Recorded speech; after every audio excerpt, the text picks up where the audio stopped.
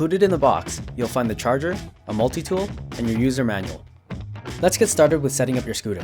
Begin by installing the main headlight of the scooter by using a 5mm Allen key to loosen the locking screw. Attach the headlamp to your desired position and return the locking screw in place.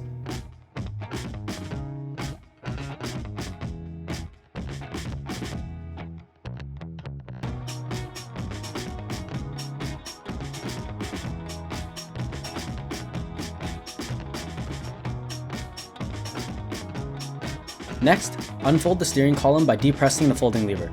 It's very important that you ensure that the locking pin is fully inserted into the groove and the folding lever is flush to the frame. You should hear a soft click.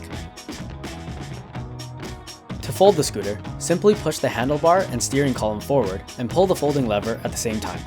To set up your handlebars, first unfold both ends of the handlebars and extend the steering post. Once you've reached your desired riding height, tighten the clamp by adjusting the twisting knob and ensure that the steering post is secure before riding. Next, tighten the silver locking tubes on each side of the handlebar. These are spring-loaded and tightened by turning in opposite directions. Moving along the handlebars, you'll notice that there may be several loose components that need tightening. Each have screws underneath to allow for this. Once you get all the parts in the right position, use your included multi-tool to tighten the screws. Use this time to set all your levers and controls to a position that's comfortable for you and suits your riding style.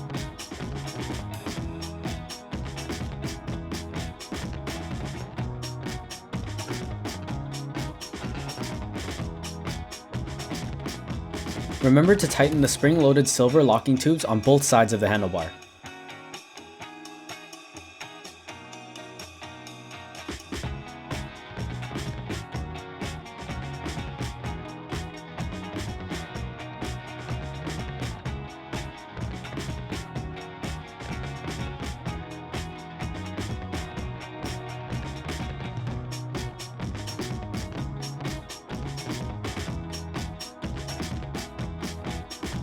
Press and hold down the top power button to turn on the display.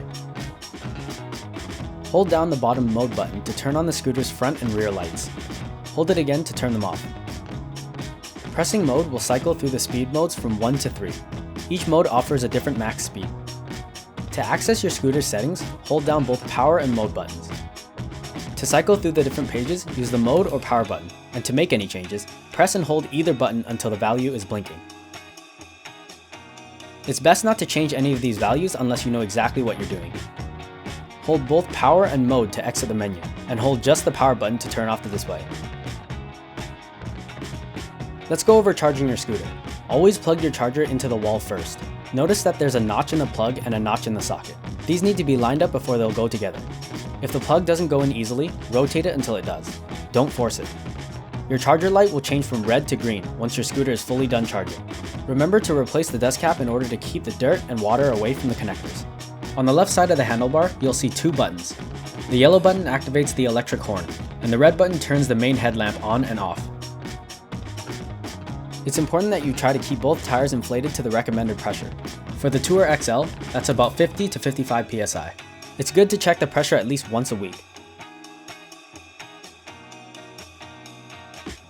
Owning a pressure gauge or a pump with one attached makes this a really easy step. Doing this and other regular preventative maintenance, like checking the tightness of screws and nuts on your scooter, will help prevent flats, give you a smoother ride, and keep you on the road for longer.